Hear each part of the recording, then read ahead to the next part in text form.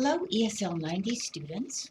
We're studying Chapter 12. We're just finishing up Chapter 12, but there were a few things that I wanted to talk to you about, especially when we are reducing the clauses.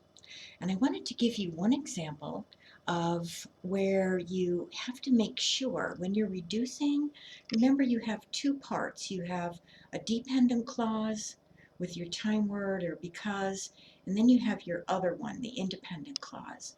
So you have to make sure that those two are the same. So let me give you an example of where you would make a mistake. It would be a little strange.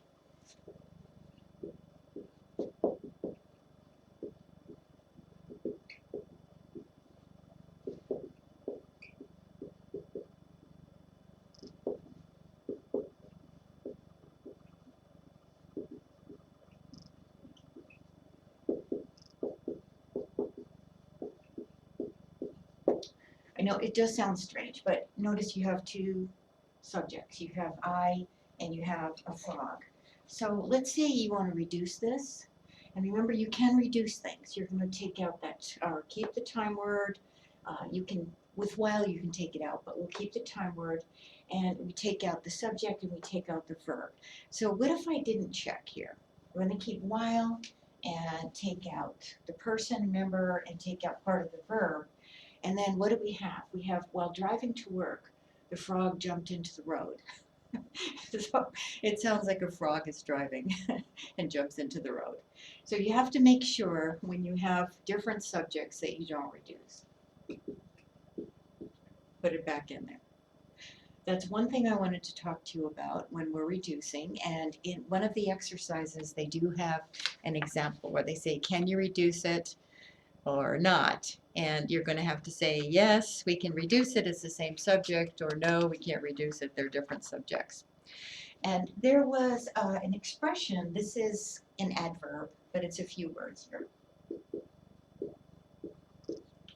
As long as means from the beginning to the end. And in a sentence is, I will.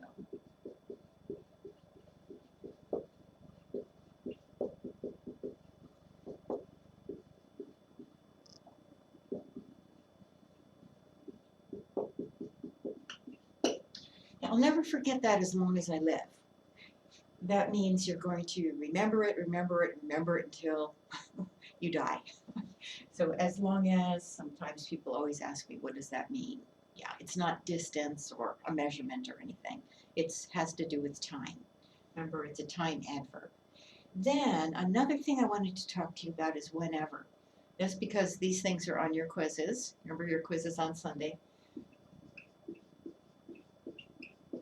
Whenever is every time. And this can translate in present tense. So whenever it rains, I take an umbrella. Okay, whenever I'm hungry, I eat a granola bar. So normally it's going to be present tense, present tense. Could be past tense, past tense. But it has a meaning of a repeated action. That's what I wanted to talk to you about. The rest of the exercises you can do on your own. And we will have our quiz on Sunday. And then I'll talk to you, I'll send you another video on Wednesday. We'll talk about some other things that have to do with Chapter 12.